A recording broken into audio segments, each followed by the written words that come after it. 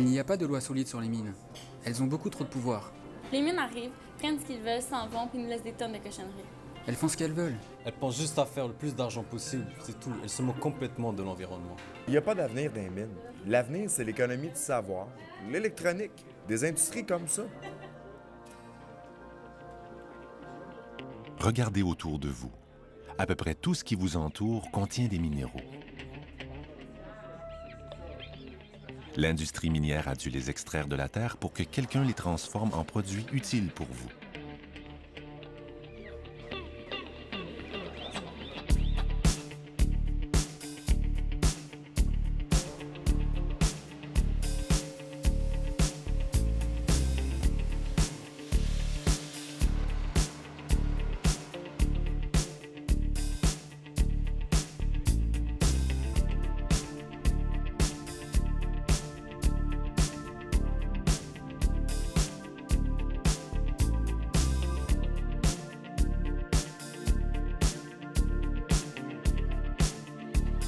La population mondiale ne cesse d'augmenter.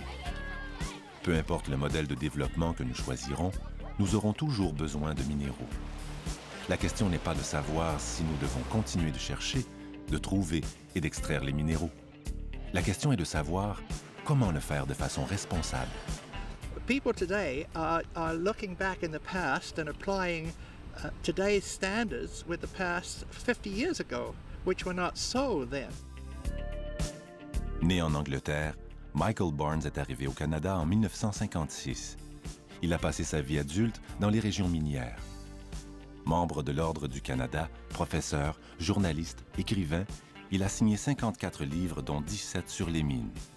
Today, mining is the most regulated industry in Canada. Oui, l'industrie minière a bien changé.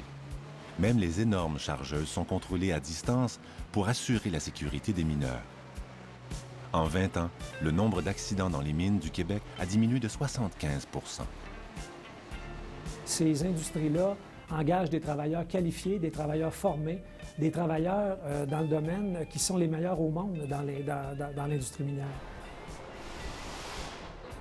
Au Québec, comme dans tout le Canada, le salaire moyen dans les mines est plus élevé que dans tout autre secteur industriel. Plus de 65 000 $ par employé au Québec en 2008.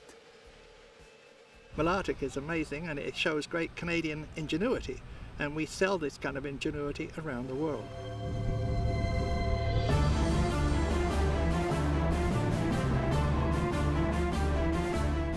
L'expertise de nos ingénieurs se retrouve au Nunavut, où Agnico Eagle exploite un important gisement d'or de plus de 3 millions d'onces avec une teneur de 3,5 grammes par tonne. Les retombées économiques pour la région sont plus que bénéfiques. Une manne providentielle pour la petite communauté de Baker Lake.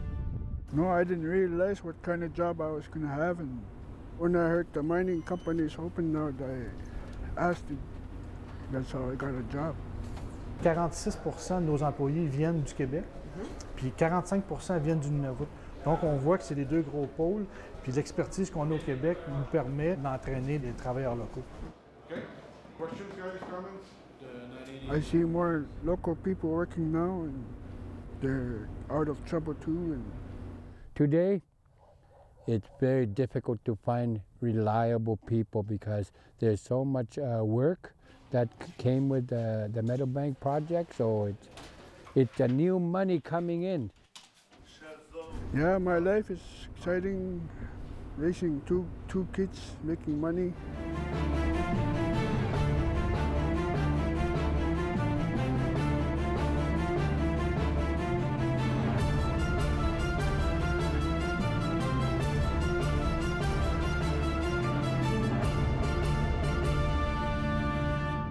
The relationship between Agnico and the community itself is perfect, fantastic. Pour nous autres, là, on a 135 de nos employés sur 400 quelques d'Agnico qui viennent du village de Baker, de la communauté de Baker. We're working along together. If we have problems, we deal with it. And if they have problems, they deal with it too. So the communication between the company itself and the community is perfect. Au cœur des discussions, l'environnement. L'industrie minière a compris l'importance de le préserver pour les générations futures. La toundra, c'est un milieu qui se régénère très lentement. Donc, on a voulu vraiment faire l'empreinte la plus petite possible. On est confortable avec la réglementation dans laquelle on travaille, puis on va respecter et être au-delà de ce qui est demandé. C'est vraiment être, de dépasser les normes, les lois, et d'être vraiment les meilleurs.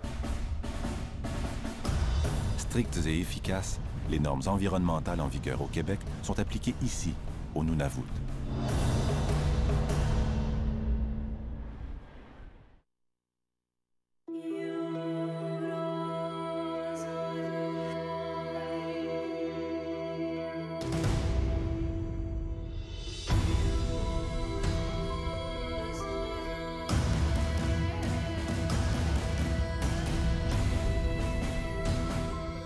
Pendant plusieurs décennies, bien que l'industrie minière se conformait aux lois de l'époque, la question environnementale n'était pas nécessairement à l'ordre du jour. Moi, comme environnementaliste, je pense que les lois qui existent aujourd'hui peuvent empêcher le dommage environnemental qu'on se voit sur les sites abandonnés.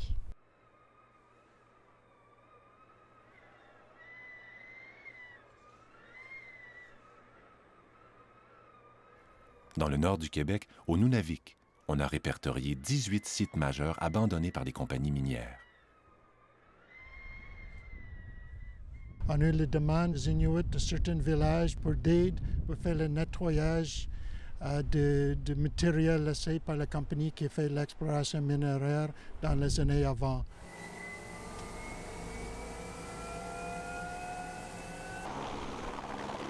Les intervenants principaux pour ce projet-là, c'est KRG. Il reçoit les fonds pour faire le nettoyage de deux intervenants. Une, c'est le MRNF, c'est le ministère des Ressources naturelles et Fonds. Puis l'autre, c'est Fonds Restauration.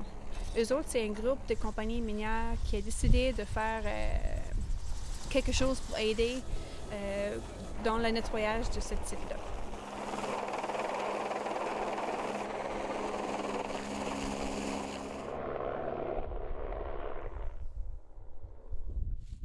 Pour moi, c'était une surprise parce que c'est la première fois que le secteur minéraire nous avait approché pour dire on va travailler avec vous, on va régler le problème le passé. Même s'il n'est pas responsable de les sites qui existent depuis les années 50, il veut même aider. Il veut même aider de prendre soin à l'environnement ici à Nunavik.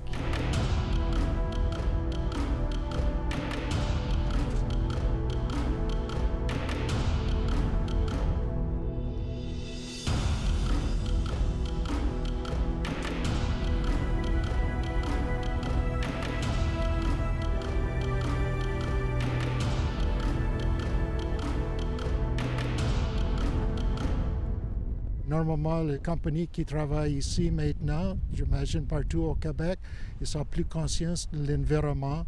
Et nous autres, les citoyens aussi, on veut que notre environnement soit protégé. Donc, on établir une bonne partnership, une collaboration entre nous autres, les Inuits et des compagnies qui font l'exploration pour essayer de régler les problèmes qui étaient laissés par des compagnies avant. Les lois environnementales au Québec ont beaucoup évolué en même temps que, je dirais, la conscience sociale a évolué au Québec. Et l'industrie minière s'est immédiatement mise au diapason du développement durable. Et il est malheureux qu'aujourd'hui, on fasse le procès de l'industrie minière sur des histoires passées antérieures, alors qu'aujourd'hui, l'industrie minière est responsable, elle est imputable. Et les obligations de restaurer les sites sont très, très importantes, très exigeantes. Donc l'industrie, je dirais même, a été innovatrice dans sa façon de développer les mines. Et tout ça fait rouler l'économie.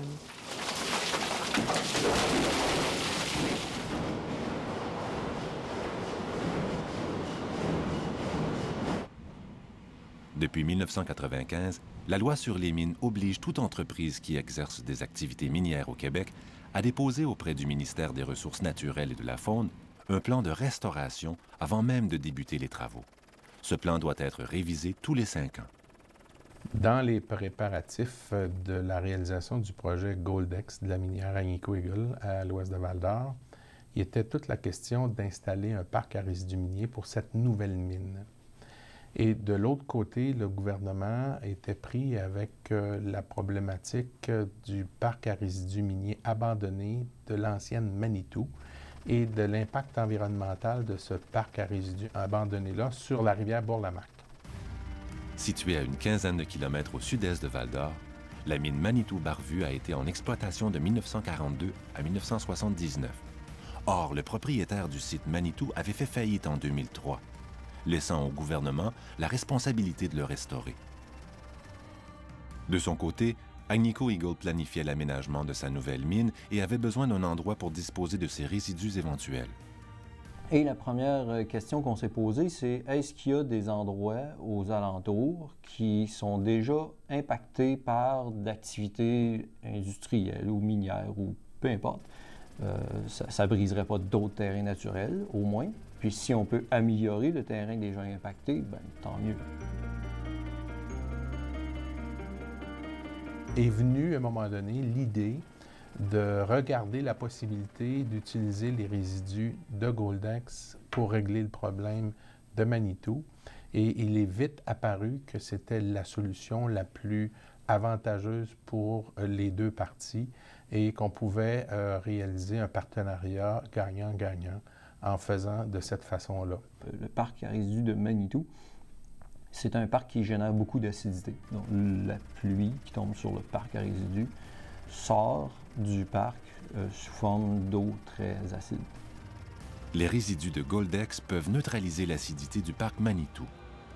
Agnico Eagle et le gouvernement du Québec ont donc convenu de partager les frais d'un pipeline souterrain de 24 km qui achemine les résidus de Goldex jusqu'au site Manitou. On allait empêcher la création d'un nouveau parc à résidus miniers.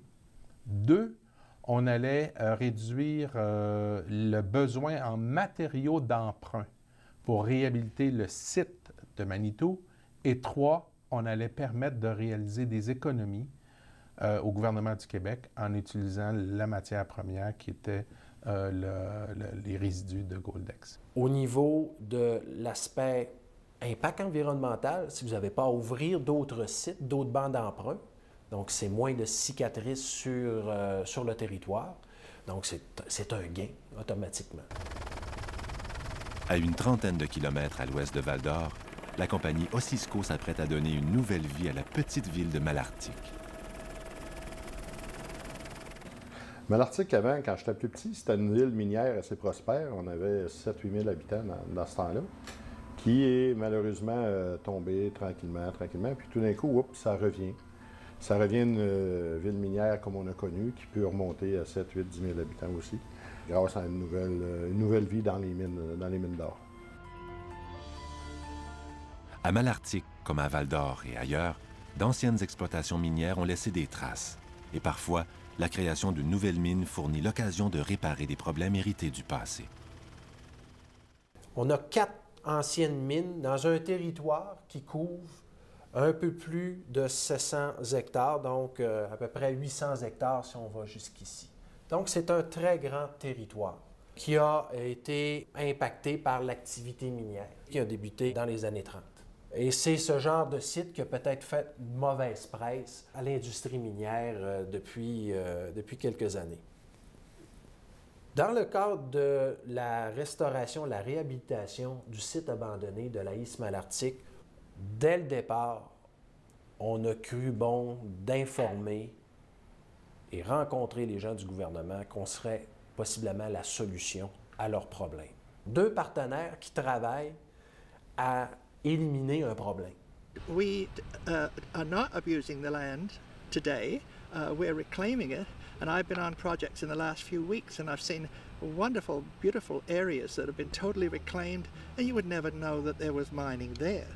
Agnico Eagle a restauré beaucoup de ses sites d'opération. Agnico opère depuis plusieurs années, donc il y a des sites miniers qui ont été complétés. L'exploitation a été complétée et la restauration a été faite. On a d'anciens parcs à résidus qui sont recouverts de végétation et les gens peuvent se retrouver là et jamais avoir idée qu'il y a déjà eu une mine là. Rares ont été les projets de planifier une fermeture de mine autant que celui-ci. Donc, on a planifié la fermeture avant même le début de la construction. Les retombées locales sont importantes. Le fait d'avoir mis en place un fonds de développement durable qui s'enrichit avec les années permet de doter la collectivité de projets qui vont survivre à notre départ.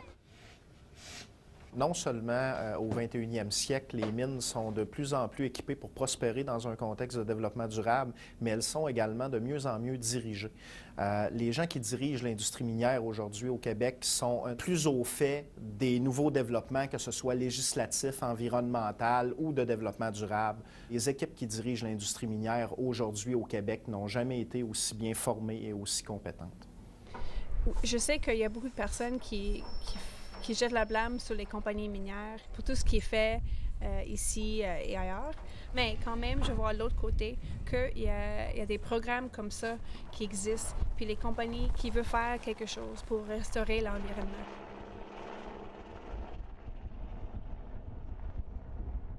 Grade 12 is not the end of the line here. You got to go to university or college so that you can enter into a field of work that the mining industry has to offer. Que nous autres, ce qu'on veut, c'est que dans une génération, mais qu'on lègue ce qu'on est en train de bâtir comme expertise pour que la nouvelle génération soit à notre place en train d'opérer la mine.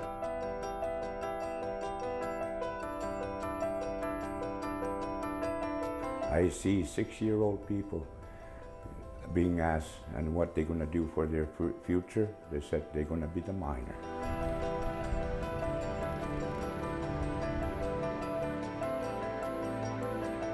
L'industrie minière se prend en main. On est là pour développer économiquement et développer de façon responsable. Si on peut laisser quelque chose derrière nous qui a amélioré la situation économique, sociale et environnementale, tant mieux.